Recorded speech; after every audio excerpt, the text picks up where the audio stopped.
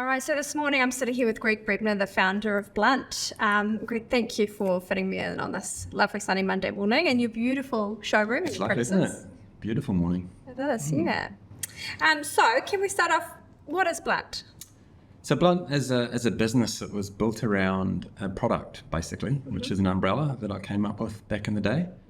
And it was really about, for me, just growing up wanting to be an inventor and just trying to find a product that was special to the world.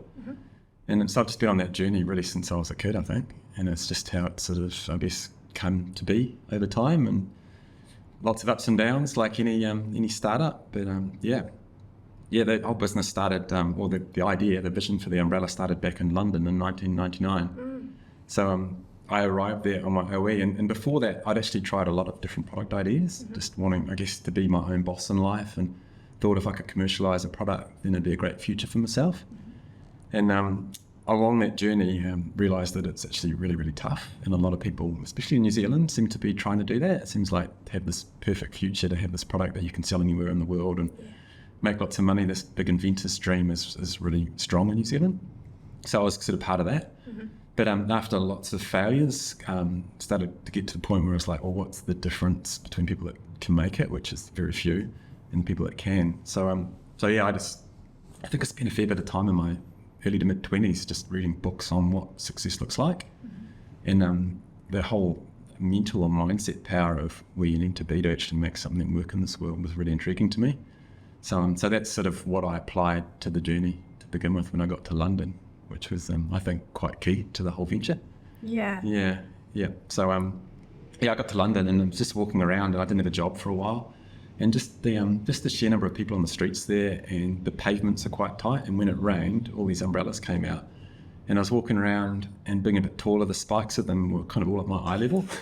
So just having to navigate these streets, thinking, God, this is crazy. A product's allowed to exist like this in this day and age when health and safety is such a big thing.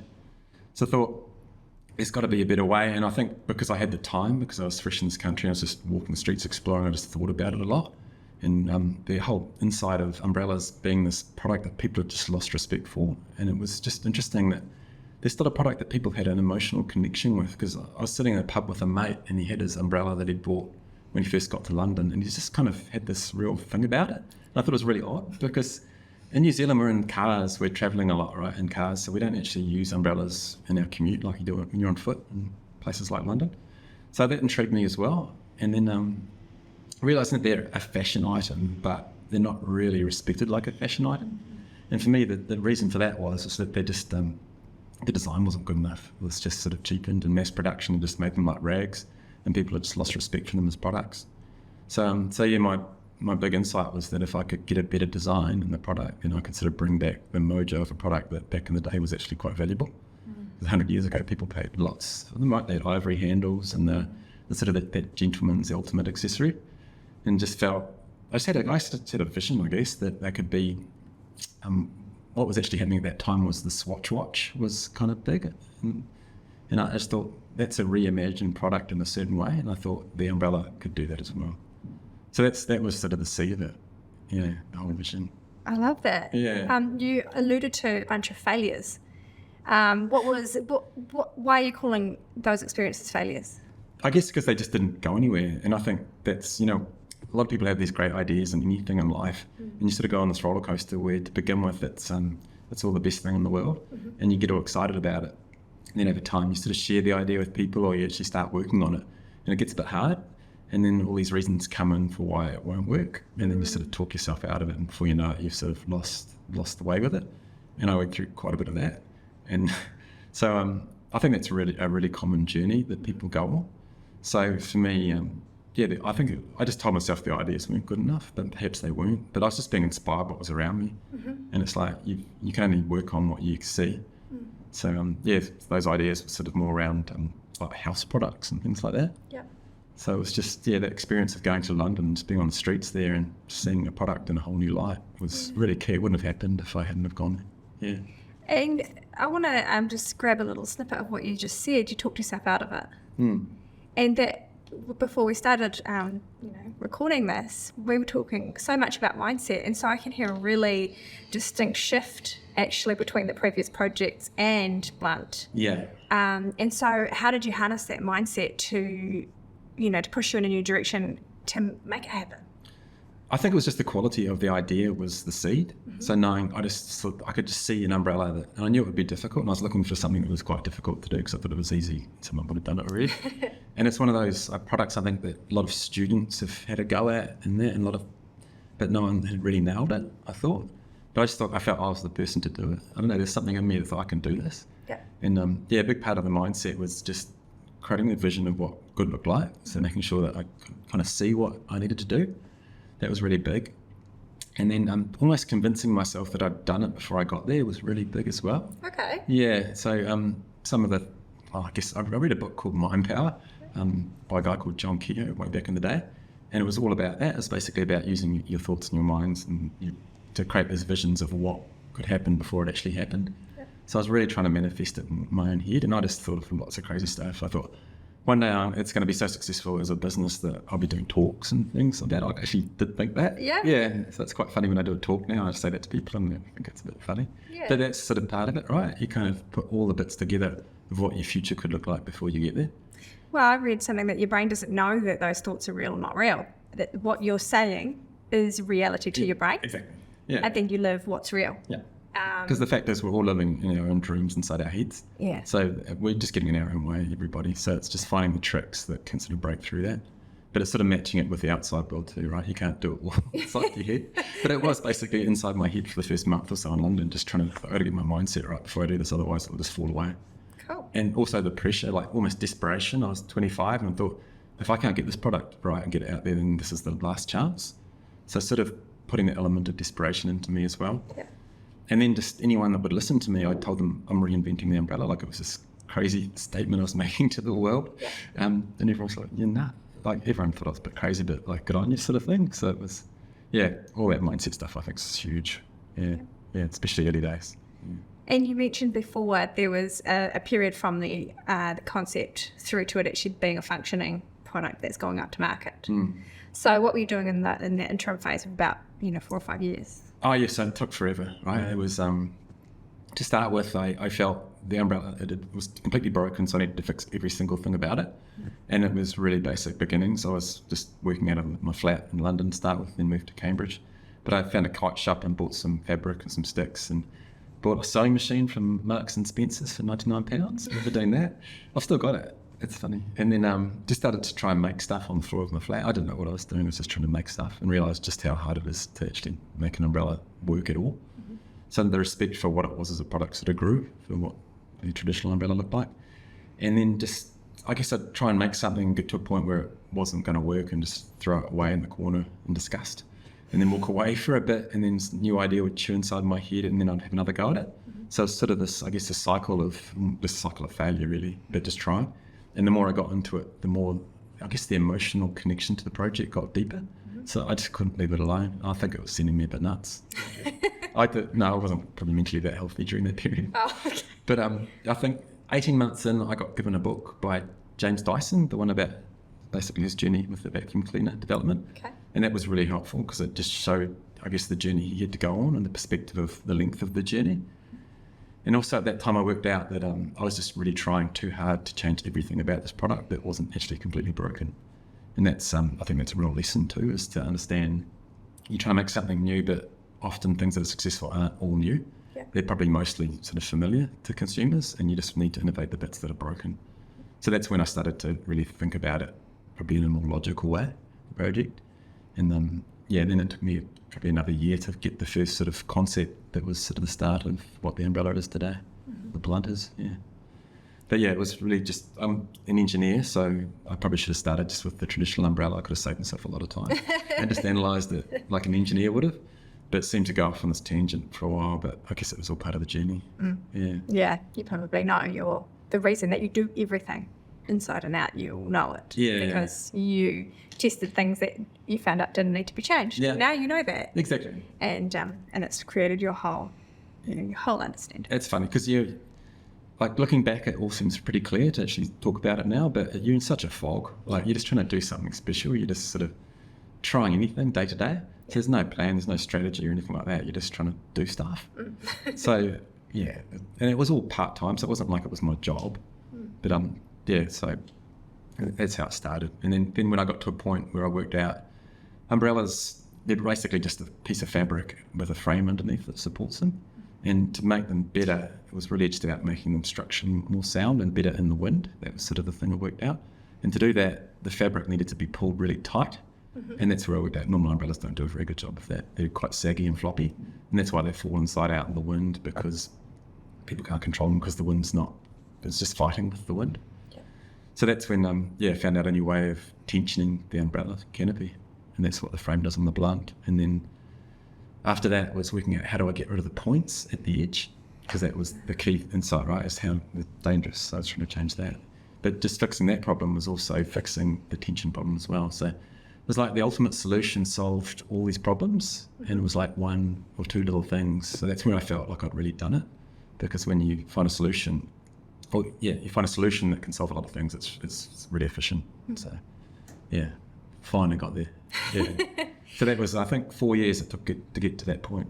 Yeah. And I came back to New Zealand in that time as well, where I could have a bit more resource to develop things. And how did you take that realisation and get your first sale? So once I got the prototype and I got a patent underway, and everyone thinks getting a patent is like your ticket to like commercial success. So it was like, yeah, I've kind of done it. I was pretty excited. Yeah. But then the realisation of, what do I do now? Yeah. Right. And because I am the designer type, so for me it was really all about getting a product that was amazing, thinking everything else would fall into place. But that's not how the world works. So yeah, there's some real dark days there where I had this patent underway and I was developing it and spending all my life savings on it. And patents get really expensive. Yeah. And no real plan to commercialise. I was quite lost. And I heard about China and the umbrella industry up there being quite kind of run like the mafia. That's how it was termed. It's like there's these big players there and they're just out there to make money, and any design you turn up with, they'll eat you for breakfast. So it was like, don't go there sort of thing. So it's like, well, if I can't appeal to the industry, what do you do? So I was like lost. I was actually really lost at that point.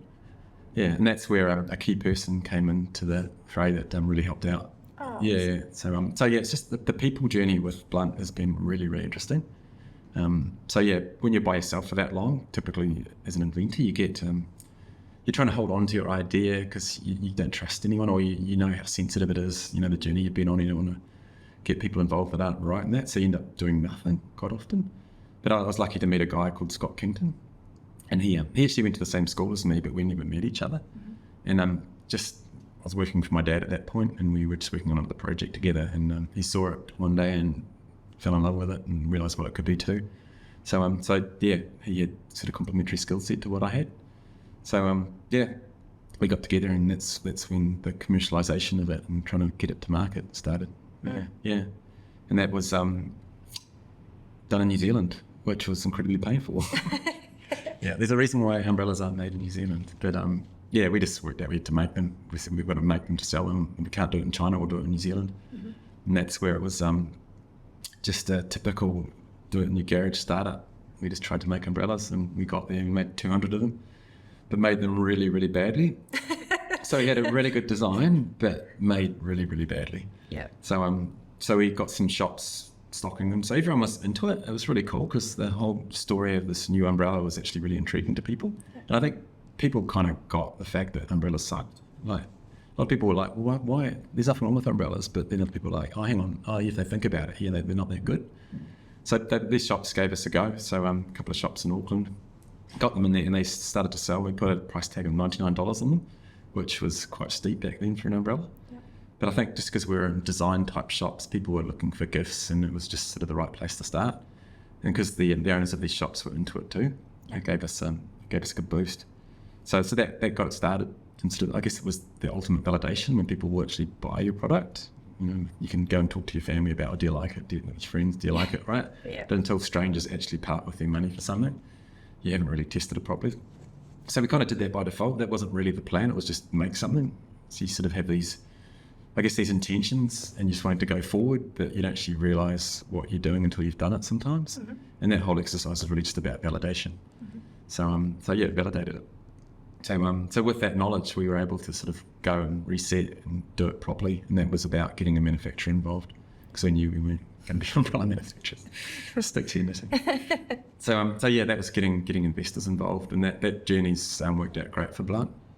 A lot of startups just die from just doing that poorly. Yes. And there's so many ways you can stuff it up. And we nearly did. Like, we thought, we'll just get 20 of our closest friends involved and they can put a little bit of money in each, and it won't mean that much to them. But having that many voices in the room would have been a killer. Yes. Yeah. So we got 2 gentlemen involved back in 2007, and they invested. They saw what it could be, which is great. And I guess the alignment for the vision of what it could be was always there, which is really, really important.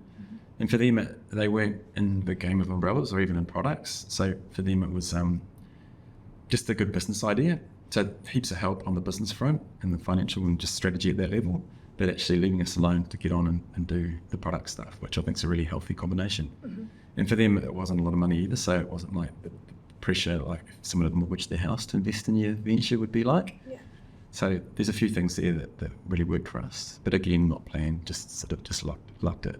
So really lucky, right? There's always things that could have gone wrong that didn't. So yeah, so they're still with us today and been amazingly supportive. Like, you never know when you're getting investment, you don't know what your company's worth. You've got an idea pretty much, like a little bit of validation, but beyond that, you don't know what it's worth. So you just sort of pull a number out of thin air, and then equity, it's like, well, what's interesting to someone to get involved. So it's sort of that. So you're kind of in a realm of, you don't know if you've done it right or not, it's just getting it going.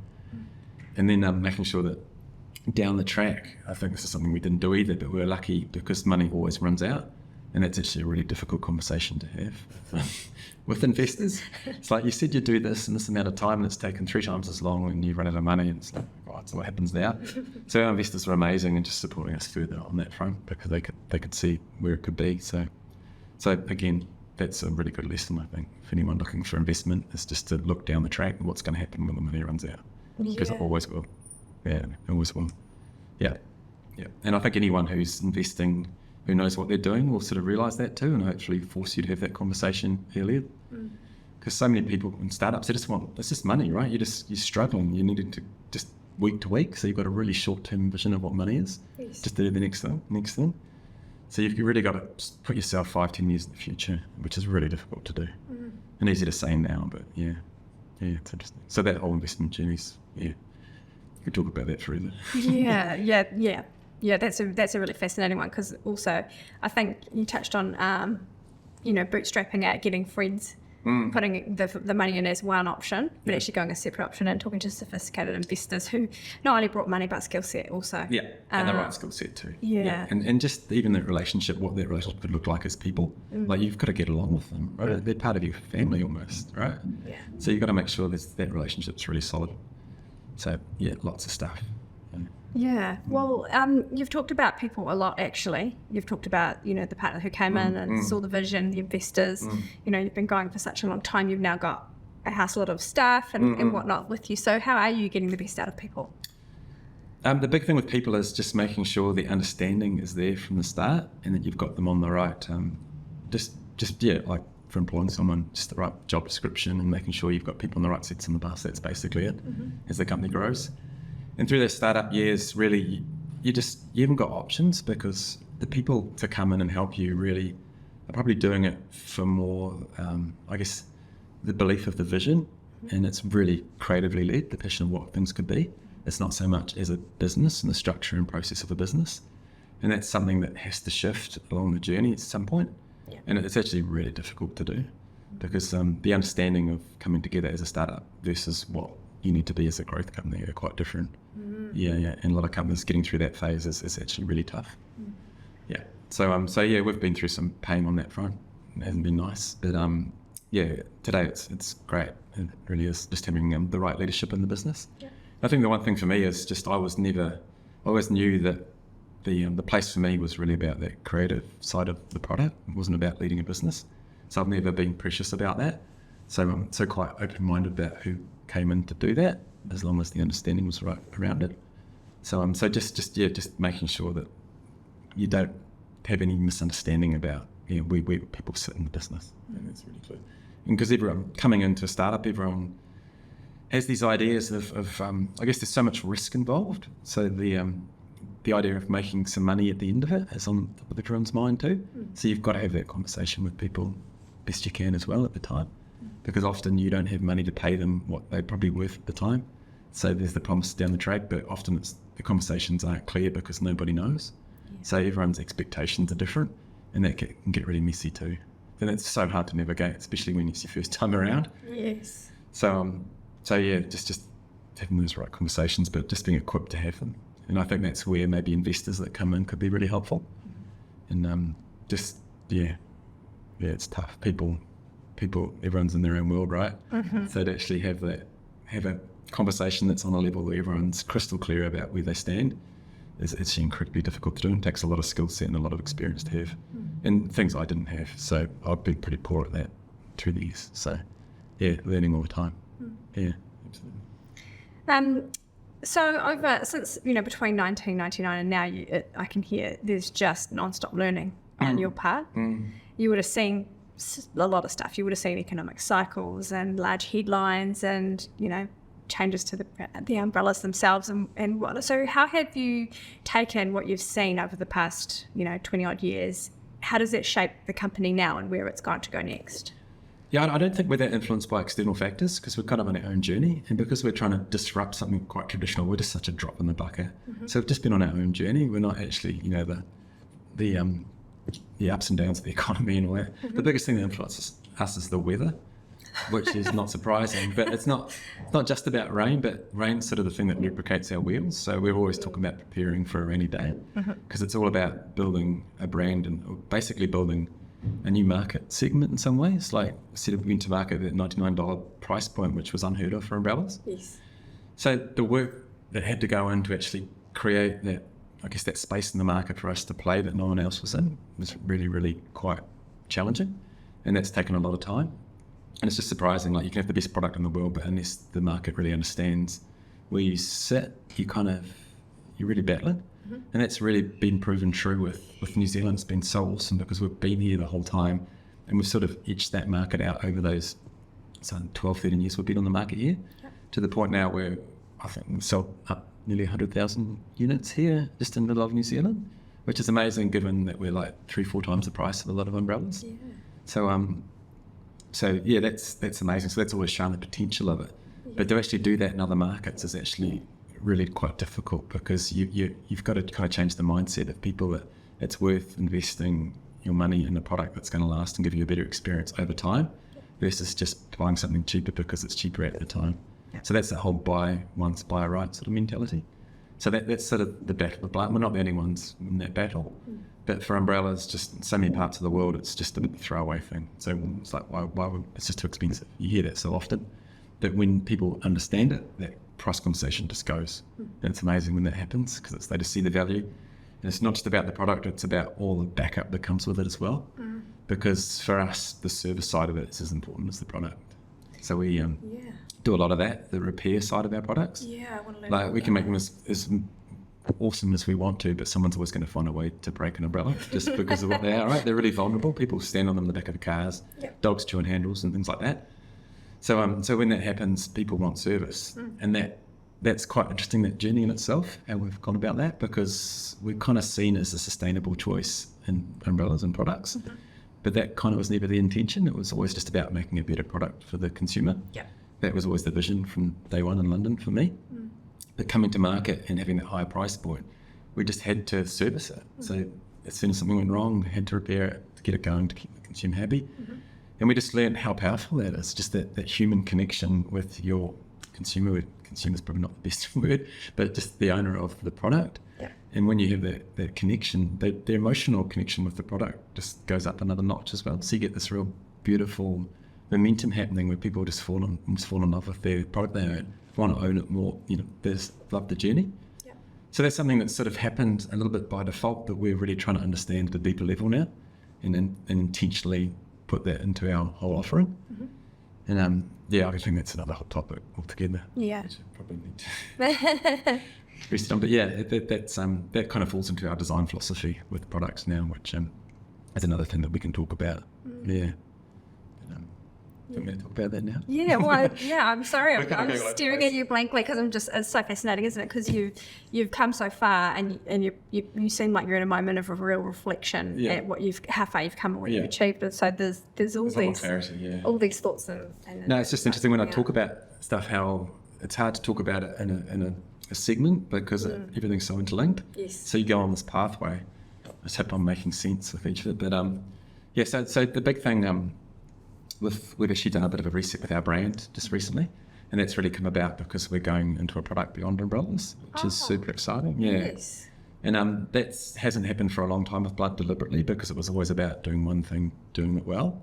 And when you're trying to create a brand, you don't want to be spreading yourself too thin. And it was always, we've done this in New Zealand, but we've got the rest of the world to take on, so we need to sort of get the rest of the market right. And we always wanted to be this global offering because we knew what we had was special. Mm-hmm.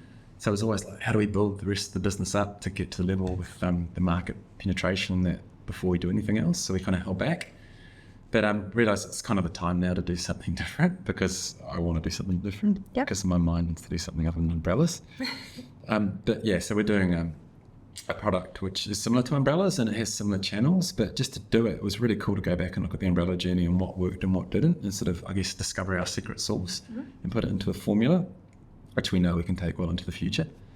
And a big part of that is going back to that emotional connection that people have with products. Yep. And it's just, people talk about, say, a watch that was given to them by their grandfather, or say just another thing. It's like almost like a family heirloom. And it's like, what's actually gone into that product for that to have that meaning, for someone to actually give a shit that much about their product. Mm-hmm.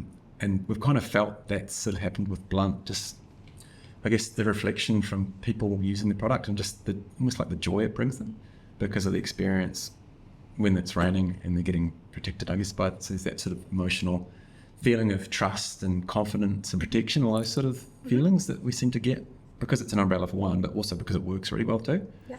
So that's something that really interests us. It's like, how can we deliberately put that into products so that people care about them so much that they actually want to look after them and live with them for a long time, so it becomes that family heirloom. So that's really special, we think. People can fall in love with their product. When it does something goes wrong, they'll bring it in, they'll want to get it repaired so we can get it out and get it used again.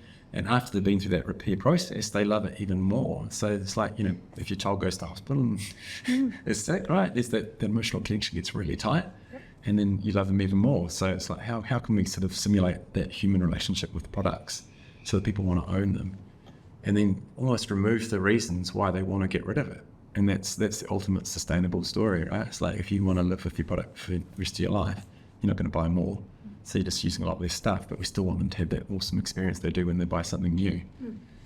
So that's where the next design philosophy comes in, and that's sort of our products are built in a way that's modular, and we're making it more and more modular. And we like the analogy with Lego. Lego is funny because it's just plastic, right? And you get a little Lego brick. You'll never see it in the bin. Like, you'll never chuck a piece of Lego out. And it's like, why is that? And it's really because it's part of a bigger system. So that thing coming together with other parts in a certain way makes it really quite special, because anything can be created from there. Yeah. So we're trying to think of all the components within our umbrellas like that as well. So not just think of the umbrella as an umbrella, we're thinking of it as a series of products. So like, I could show you this, for instance. So this is our Blunt Classic, which is the original sized umbrella we did. But the handle on it, we just this comes off like that. So if anything was to happen to that handle, you could just send one out to a consumer and they can chuck it in. It goes on like a light bulb. So we like the analogy of if the light bulb blew in your house, would you throw your house out or you just change the light bulb? So, it's silly to think that, but there's like products, a lot of them, say your handle breaks or something goes in this, you'd throw the whole thing away. And it's ridiculous, right? 5% of it's broken, 95% is fine. So it's like, the more we can separate our products out into components and people can think of them as separate items, the more they'll realise they can look after it in a different way. And they can have a different journey with each component. So that's almost like footwear for the product. And the canopy, we think of, that comes off as well. So we can replace that canopy for a product when we first started. So it's almost like the dress. So you think of it as a garment, so we can treat it that way. So the whole journey with how we produce that and how we look after it and everything can be quite different. So it's just splitting things up. And we think all products should be made like that. Like it's more expensive to make, but as you go down the track, just the serviceability and the way people can think about it, the way we can customize it, like in say 3 or 4 years, someone will own this and they want it to be red, or we bring out a collaboration with a different design, we could do just a canopy instead of a whole product, which is way more sustainable because the rest of it's fine, right?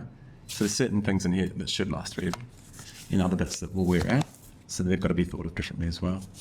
So yeah, that's pretty cool. So those are the sort of the two components that we really are trying to fire into our design philosophy to make it super special. Yeah. That's so much. Yeah, it's pretty cool. But the thing to do it, it's because it is more expensive. You've got to have a design that can actually warrant it so that you can actually get that premium in the market to fund all this and then fund all the service. So the design has to be special to start with. So there's a whole formula there where we have to go deep to get something that's special enough that people will pay the premium, then we can add all that good content into the makeup of it. So yeah, it's a big bundle of the stuff, but once you get it right, you kind of get that wave, and it's exciting. So the next product, from day one, the intention of all of the stuff has been put into it. So this has sort of got better over time, but to get a new product that's got that intention day one is pretty cool. It makes my job a lot easier. Yeah. Yeah, it's cool. And there's quite a few products like that can take that treatment. And the one component of a product like that we love is the personal connection. So the umbrella, you've got it in your hand, you're seen with it, it's part of your fashion, your style, because it's got that beautiful canopy. But it's also protecting you too. So that whole emotional vulnerability is sort of times in your life where you're super vulnerable are really important to us because we're trying to make your life better during those times. So that's, again, another layer of emotional connection. So being in the rain, right, you're getting wet, it's quite a horrible time. But if the umbrella can go up the blunt and just give you this amazing experience, then you're going to fall in love with it. So, yeah, using the word love a lot, eh? I think it's aligned with purpose, really, isn't it? Because it's about more than, if we do this, we'll get more sales. It's not that. It's actually we'll get more connection. Yeah. We'll have more loyal customers. They'll believe in what we're trying to do. You know, exactly. it's a totally different goal and, you know, purpose in the way that you're connecting with your customers far and wide. That's right. Yeah, that's all about energy going forward, I think, just energy going in the right direction.